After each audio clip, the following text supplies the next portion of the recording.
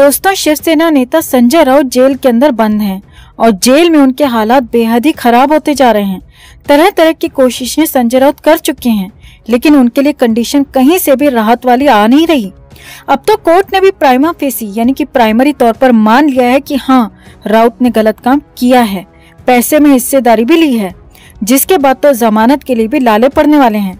लेकिन इस बीच नई और बड़ी खबर यह है कि संजय राउत ने जेल से बाहर निकलने के लिए नई तिकड़म भिड़ा दी है। जी हाँ, इसके लिए भाई को पहले जेल बुलाया और फिर उद्धव ठाकरे के पास भेज दिया, जिसके बाद नई बड़ी खबर निकल कर आ गई, क्योंकि दशहरे के दिन को इसके लिए चुना गया है और उस दिन बड़ा नहीं बल्कि बहुत कुछ बड़ा करने की तैयारी है।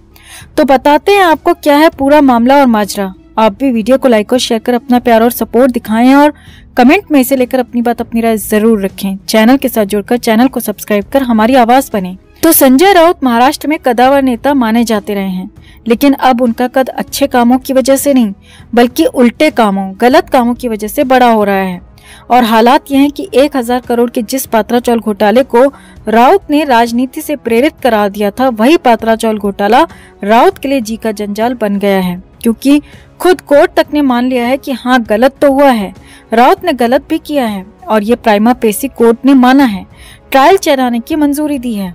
अब तक संजय राउत को लग रहा था कि कुछ न कुछ करके कुछ जुगाड़ निकाल के जमानत हासिल कर ही लेंगे, आसानी से बच निकलेंगे। लेकिन अब संजय राउत को अंदाजा हो चुका है कि जमानत इतनी आसान होने वाली नहीं है, क्योंकि मामला पीएमएलए का है और अब तो हालात और ज्यादा आगे खराब होने वाले हैं।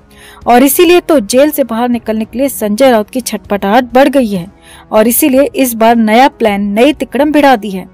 जेल सूत्रों के हवाले से खबर है कि शनिवार की दोपहर संजय राउत के भाई सुनील राउत उनसे मिलने जेल पहुंचे और काफी देर तक दोनों की बातचीत हुई।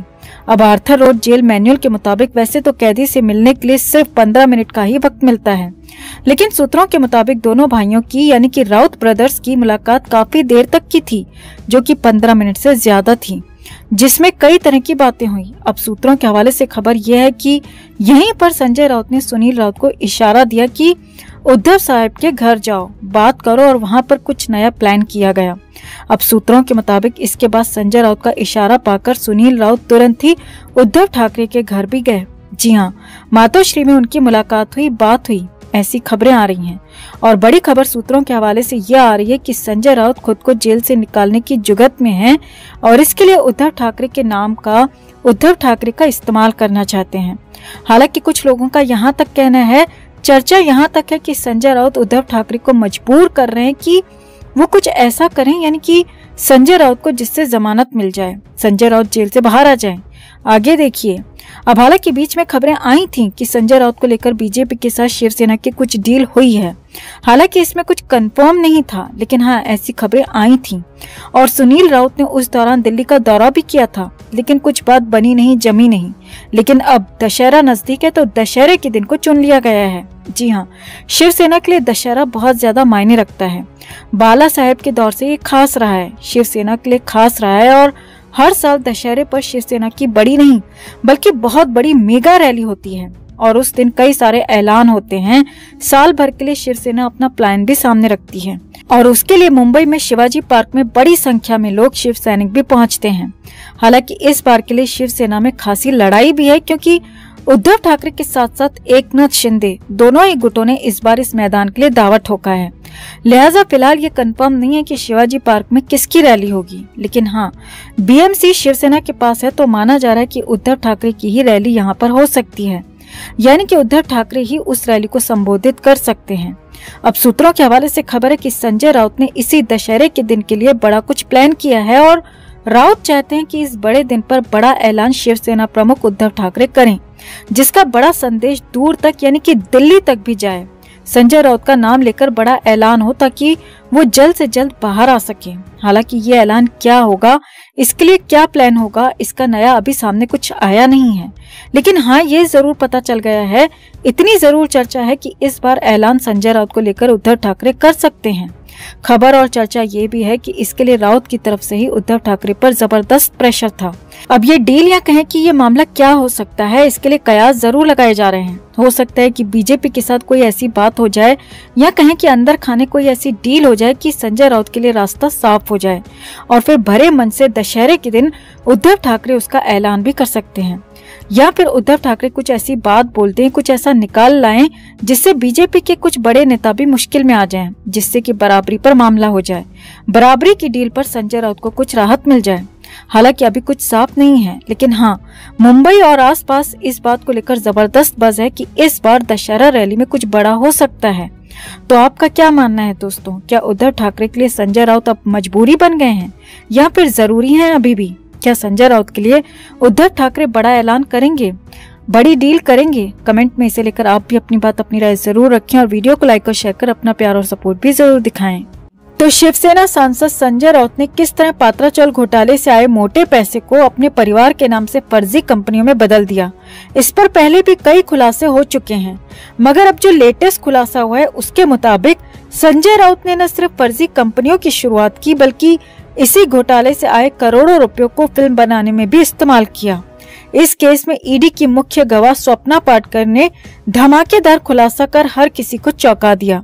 स्वप्ना पाटकर ने दावा किया है कि संजय राउत ने ठाकरे फिल्म प्रोजेक्ट में बेहिसाब पैसे का इस्तेमाल किया। ठाकरे फिल्म के लिए संजय राउत ने पैसे को पानी की तरह बहाया। भव्य सेट और आलीशान जिंदगी दिखाने के लिए राउत ने पैसे की बिल्कुल भी परवाह नहीं की। स्वप्ना पाटकर की माने तो संजय राउत के पास इतना पैसा कहां से आया, ये सोचने की बात है। तो स्वप्ना पाटकर ने अपने हालिया बयान में कहा है कि संजय राउत ने ठाकरे फिल्म के प्रोजेक्ट के लिए जो पैसा इस्तेमाल किया था वो पैसा पात्राचौल घोटाले से आया था।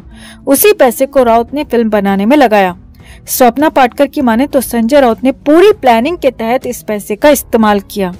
पहले तो संजय राउत ने राउटर्स एंटरटेनमेंट LLP नाम की एक कंपनी की स्थापना की और फिर इस कंपनी के जरिए फिल्मों में अपने कदम बढ़ाए। स्वप्ना पाटकर का दावा है कि राउत ने राउटर्स एंटरटेनमेंट LLP नाम की कंपनी के जरिए फिल्म ठाकरे का निर्माण किया और उस प्रोजेक्ट में अपना बेहिसाब पैसा डाइवर्ट कर दिया, जिसकी खबर कानों कान किसी को नहीं लगी। राउत ने अपनी ब्लैक मनी को व्हाइट करने के लिए ठाकरे फिल्म का निर्माण किया, ऐसा स्वप्ना पाटकर का नया दावा है। इतना ही नहीं, स्वप्ना पाटकर ने कहा है कि फिल्म की पूरी यूनिट को राउत ने भनक तक नहीं लगने दी और ठाकरे नाम की ये भव्य फिल्म बना दी ताकि उनका काला पैसा सफेद हो जाए। यहाँ आपको बता दें दोस्तों कि ठाकरे फिल्म साल 2019 में आई थी, जिसमें बॉलीवुड के जाने माने कलाकार नवाजुद्दीन सिद्दीकी और अमृता राव जैसे कई कलाकारों ने काम किया था। इस फिल्म में संजय राउत और उनकी पत्नी वर्षा राउत बतौर प्रोड्यूसर जुड़े हुए थे। इस फिल्म में बाला साहेब ठाकरे की जिंदगी की कहानी दिखाई गई थी। 25 जनवरी 2019 को रिलीज हुई फिल्म में दिखाया गया कि किस तरह से एक मामूली सा कार्टूनिस्ट बाल ठाकरे कैसे अपनी मेहनत के दम पर मुंबई का शहंशाह बन गया और महाराष्ट्र की राजनीति में कैसे बादशाहत कायम की, ये इस फिल्म में दिखाया गया है। ठाकरे फिल्म में नवाजुद्दीन सिद्दीकी ने बाला साहब ठाकरे का रोल अदा किया है और बड़ी बात यह है कि फिल्म ने महाराष्ट्र समेत देश के कई इलाकों में अच्छा कारोबार भी किया था, जिसके जरिए राउत ने अपना पैसा तो सफेद किया ही किया, साथ ही साथ फिल्म से कमाई हुई वो